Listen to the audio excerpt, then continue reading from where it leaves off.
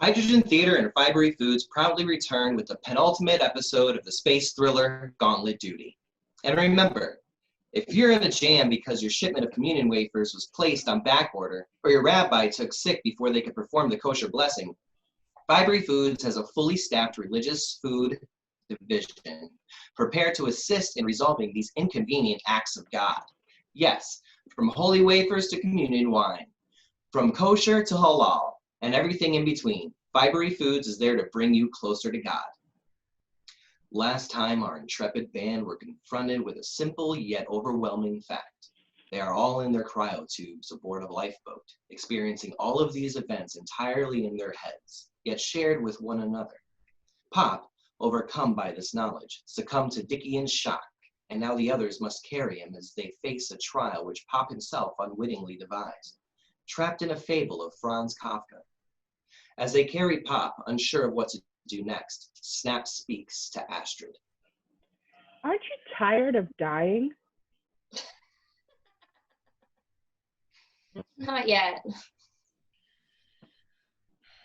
Do you remember dying in those scenarios?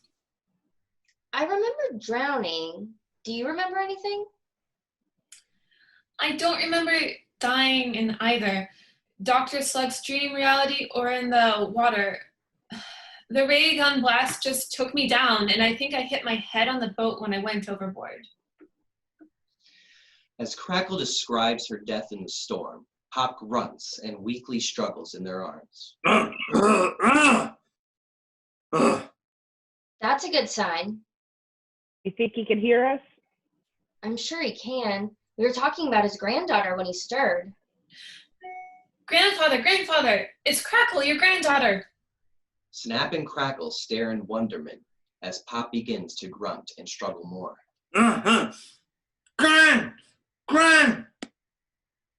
Grandfather, I need you. Please help. Nothing! Grandfather, no! Pop again collapses in their arms, his sudden dead weight causing them to grunt with the effort. One of them stumbles, and they all instinctively relax their hold on Pop while instantly attempting to recover and keep him from dropping like a sack of potatoes. As they partially succeed, all falling easily to the ground, they laugh. I'm sorry. It was worth a try, Crackle. Agreed. But what are we going to do? Everything I try to visualize ends up in failure, or worse, we get separated. I agree. Nothing physical is foolproof. We'll have to use our wits. I've got good instincts, but I am not a talker. Me neither. Okay, so we're not going to draw straws. The guard surprises them by calling to them. Your laughter is pretty! The three of them become silent, exchanging surprised looks, then burst out laughing again. Long moments they continue to laugh, but Astrid stops before the other two with a faint smile. You have an idea. I just remembered part of my job. I solve problems. As Astrid begins to pick up Pop's stubbornly comatose form, the others join the effort with a second wind and easily lift him. Astrid looks from one to the other with a confidence they've never seen in her expression or bearing. Let me do the talking and follow my lead.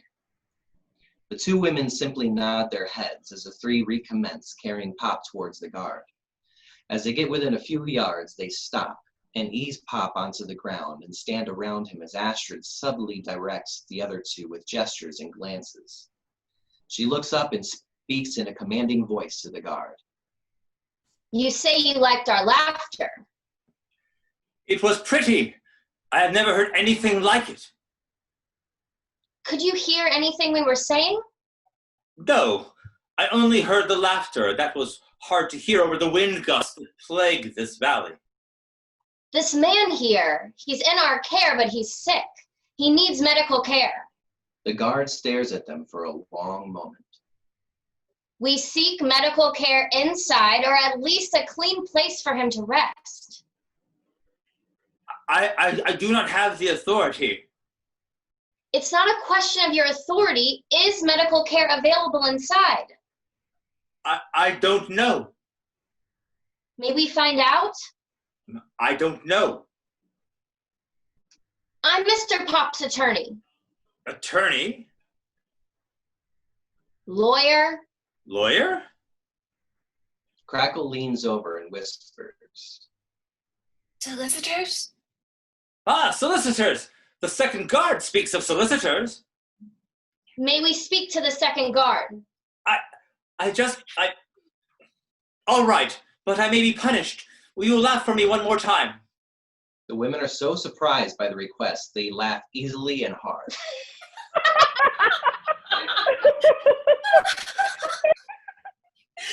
The guard smiles brightly and turns, leading them past the gate into an empty street. The guard's stride is so long, they must scramble to lift and carry Pop after them, as he softly moans and slightly stirs again. They find themselves laughing again, this time in delight at their success.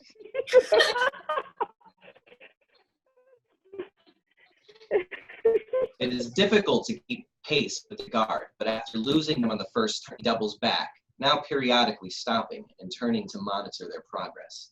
He pauses to give them time to catch up when necessary.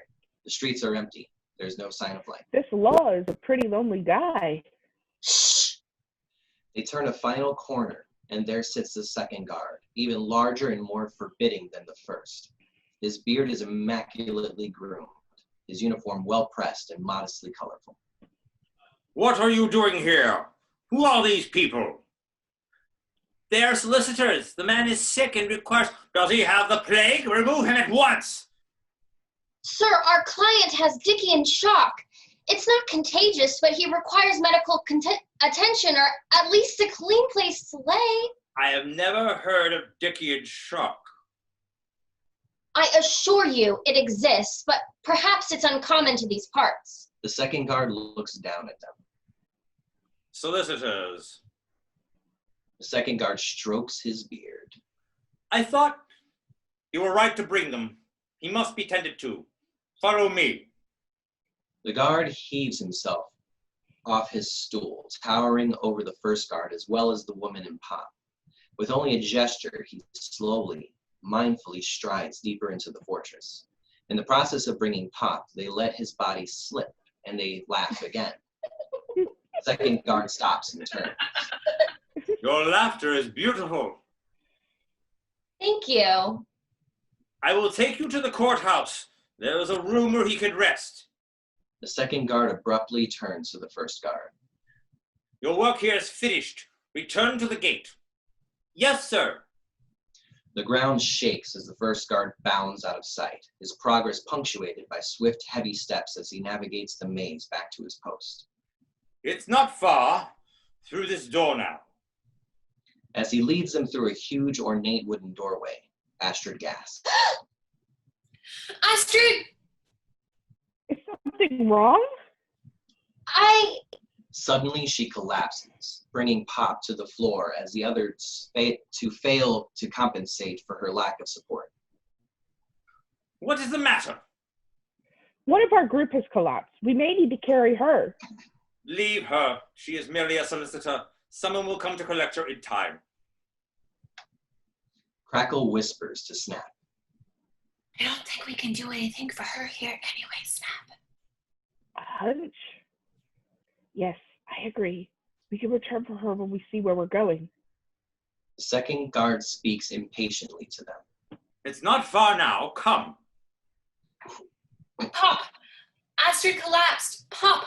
The second guard is helping us to a place where you can rest.